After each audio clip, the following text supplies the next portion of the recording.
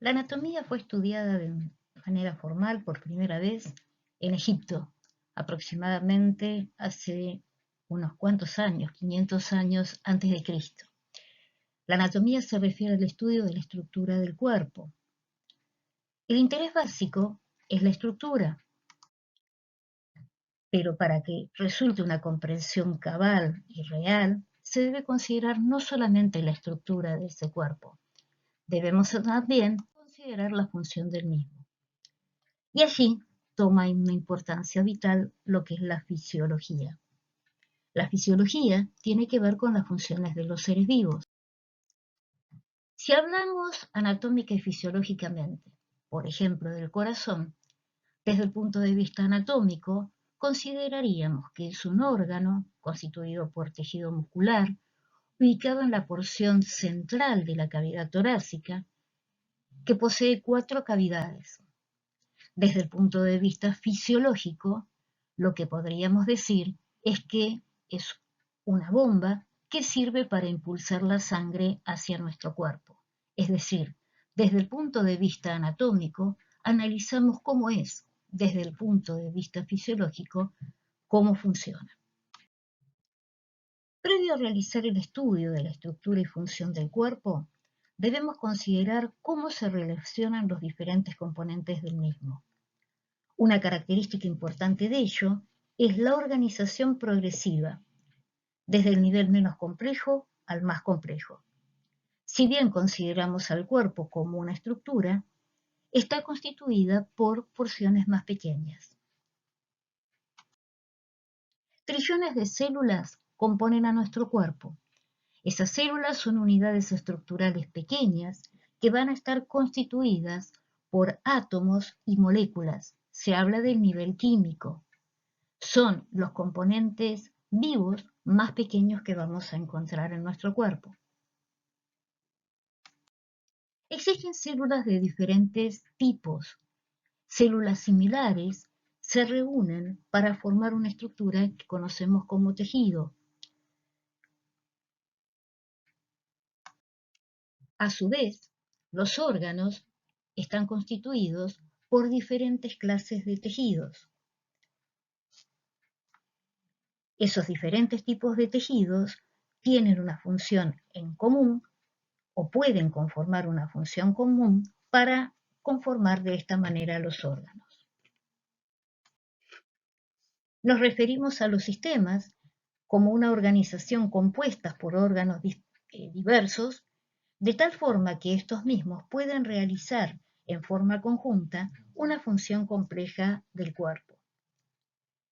La anatomía sistémica es la rama de la anatomía que considera el estudio en sistemas.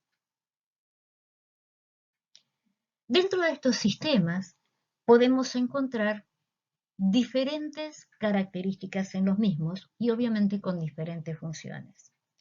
Así el sistema tegumentario es aquel que está formado por la piel y los anexos. Hablamos como anexos del mismo considerando los pelos, las uñas, las glándulas. Recordemos que la piel es un extenso órgano que tiene una función sensitiva que forma la cubierta protectora y extensa que rodea nuestro cuerpo. Otro de los sistemas es el sistema muscular. El sistema muscular está constituido por músculos que actúan para permitirnos el movimiento y también para posicionar diversas partes de nuestro cuerpo. El sistema nervioso, que se divide en sistema nervioso central y periférico, nos permite controlar y coordinar funciones de nuestro cuerpo dentro de su entorno. El sistema circulatorio, en él se asocian el sistema cardiovascular y el sistema linfático, que funcionan en forma paralela para poder transportar líquidos corporales. El sistema cardiovascular está constituido por el corazón y los vasos sanguíneos que conducen sangre a través del cuerpo, repartiendo de esta manera oxígeno, nutrientes y hormonas, y extrayendo productos de desecho. El sistema linfático está constituido por una red de vasos que se encargan de retirar el exceso de líquido tisular del compartimiento extracelular. Lo filtran a nivel de los ganglios linfáticos y lo retornan hacia el torrente sanguíneo. El sistema digestivo está compuesto por órganos y glándulas asociadas a la ingesta, la masticación, la deglución, la digestión y la absorción de alimentos, como así también la eliminación de residuos sólidos resultantes luego de la absorción de los nutrientes. En el caso del sistema respiratorio, el mismo está constituido por conductos aéreos y pulmones que van a servir para suministrar oxígeno a la sangre para poder ser utilizado para la respiración celular. Y a su vez, el sistema respiratorio nos ayuda en la eliminación del dióxido de carbono. En el caso del sistema urinario, va a estar constituido por órganos como los riñones, los uréteres, la vejiga y la uretra, cuyas funciones van a ser filtrar a la sangre, producir, transportar y almacenar, y también de forma intermitente eliminar a la orina. El sistema reproductor está constituido por las gónadas, ovario en el caso de la mujer, testículo en el caso del hombre, que se encargan de producir células sexuales, conducir y transportar a las mismas, y también constituido por órganos genitales externos. En el caso del sistema endocrino, está formado por glándulas que vierten hormonas hacia la sangre, también por grupos aislados de células intestinales y paredes de vasos sanguíneos que constituyen estas sustancias. Las hormonas son moléculas orgánicas que serán transportadas por el sistema circulatorio hacia células efectoras que se encuentran en todo el organismo. Las mismas ejercen su influencia sobre el metabolismo y otros procesos.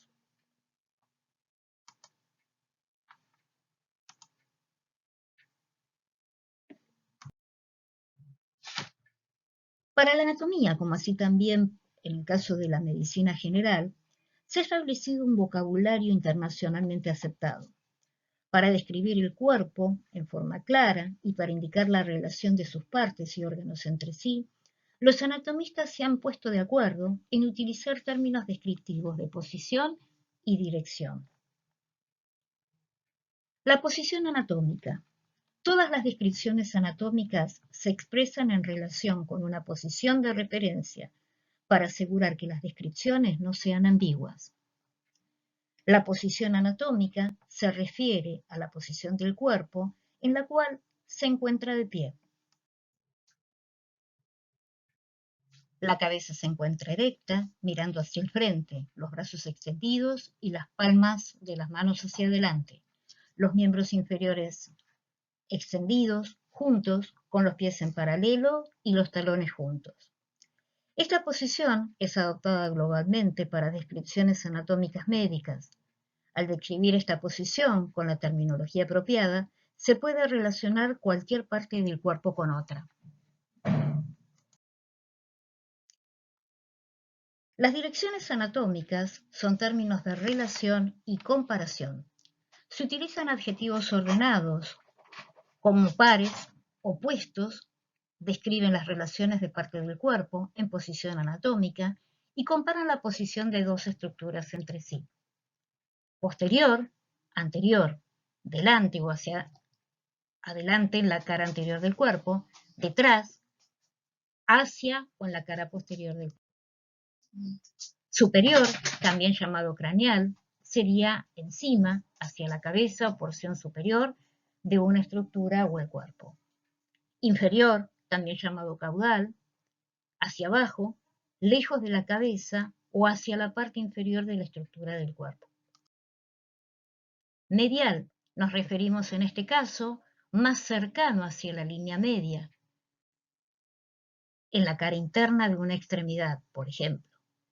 Cuando hablamos de lateral, es algo más alejado de la línea media del cuerpo, dirigido hacia la cara externa del cuerpo o de una extremidad. Proximal, en este caso, es un término que se utiliza para correlacionar con respecto al tronco. Proximal quiere decir más próximo o más cerca de este. Distal, más alejado del mismo.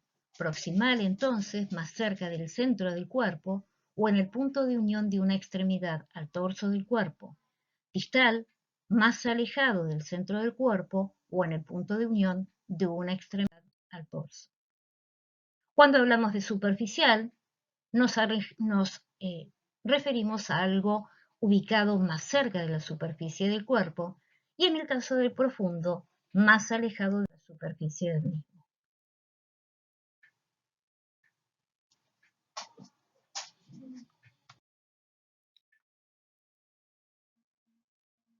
Hablemos de los planos anatómicos. Las descripciones anatómicas se basan en planos imaginarios, que se intersectan en el cuerpo, ubicado este cuerpo en posición anatómica.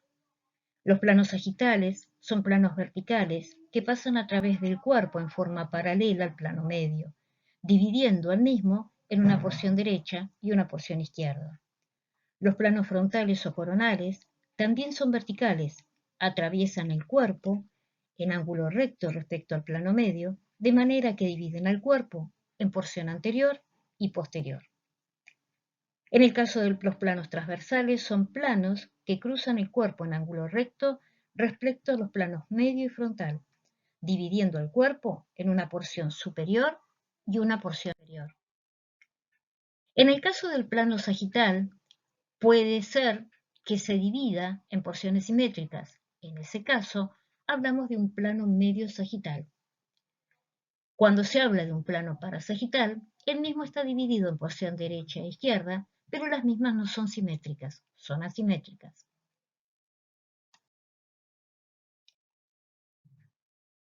El cuerpo no es una estructura maciza, presenta cavidades. Estas cavidades son espacios cerrados que se encuentran situadas dentro de nuestro cuerpo. Comprenden una cavidad dorsal y una cavidad ventral. La cavidad dorsal, cuando hablamos del término dorsal, esto se refiere a aquello que está vinculado hacia el dorso o espalda. La porción ventral hace referencia al vientre, es decir, dorsal sería la porción posterior y ventral sería la porción anterior. La cavidad dorsal, a su vez, se divide en una porción craneal y una porción vertebral. En el caso de la primera, encontramos alojado en la misma al encéfalo y en el caso de la última a la médula espinal. La cavidad ventral se divide en una porción torácica que a su vez se ubica por arriba del diafragma y luego tenemos una porción abdominopélvica por debajo del mismo. La cavidad torácica se divide en cavidades pleurales, derecha e izquierda, en las cuales encontramos alojados al pulmón derecho e izquierdo en forma respectiva. En la porción central de esta cavidad se encuentra ubicado el mediastino, que aloja al corazón y a la tráquea, entre otros órganos. La cavidad abdominopélvica se divide en cavidad abdominal y cavidad pelviana. A diferencia de lo que es separación de cavidad torácica con cavidad abdominopélvica, donde encontramos un límite neto, que es el diafragma, en la cavidad abdominopélvica no existe una línea de demarcación, un límite notorio entre ambas. En la cavidad abdominal se alojan el estómago, el vaso, el hígado, el páncreas, el intestino delgado y la mayor parte del colon. En la cavidad pélvica lo hace la vejiga, el colon sigmoide, el recto, en el caso de la mujer el oviducto, el útero, en el caso del hombre las vesículas seminales, la próstata y gran parte del conducto deferente.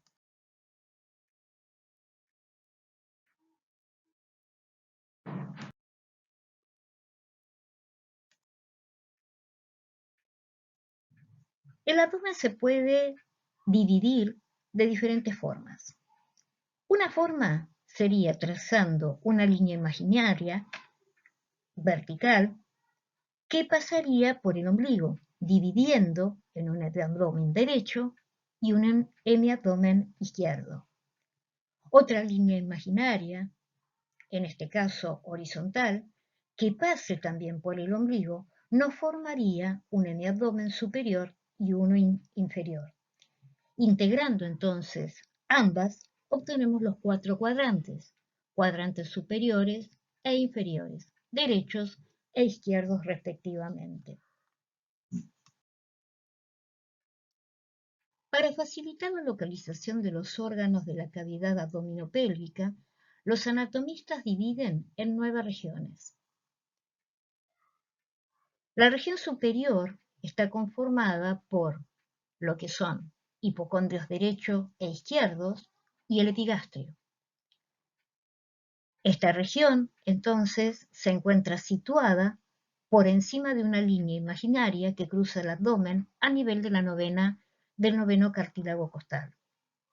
La región media está constituida por las regiones lumbares derechas e izquierdas hacia los laterales y la región umbilical.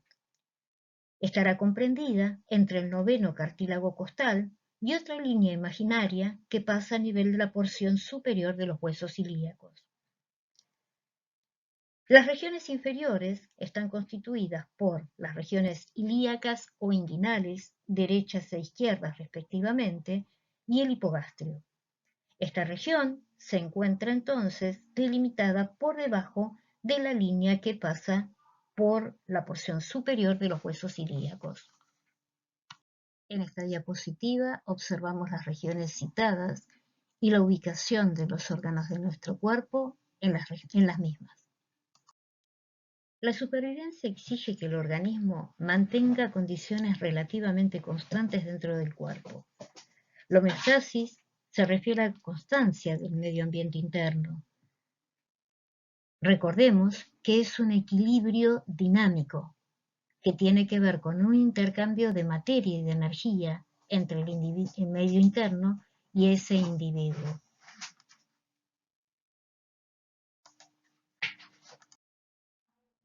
Las células se rodean de agua, sales y otras sustancias.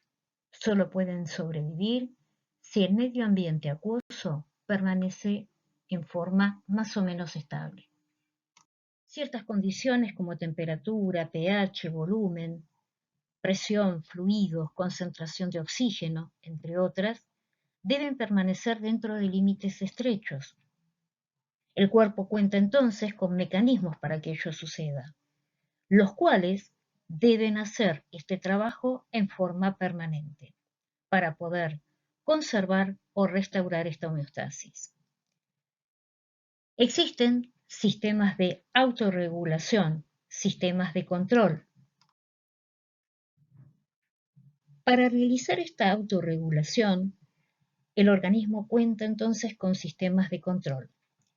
Hablamos de sistemas de retroalimentación, extrapolando ciertos modelos de ingeniería y llevándolos al campo de la fisiología.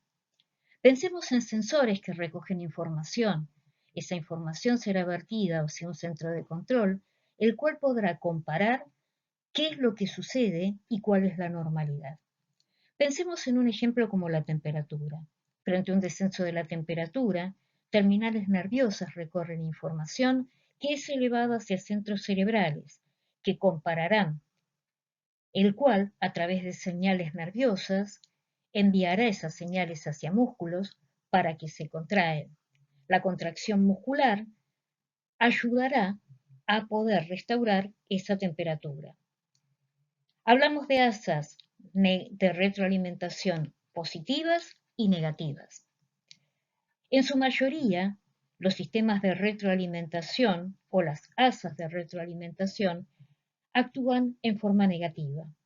Tienden a estabilizar frente a un cambio fisiológico, llevan a la corrección para poder lograr esa estabilización.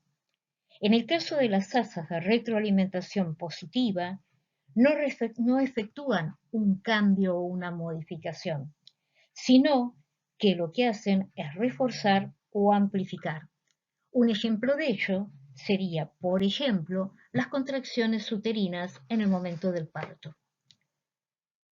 Estos mecanismos de control solo pueden mantener una constancia en forma relativa, es decir, la homeostasis es un equilibrio dinámico.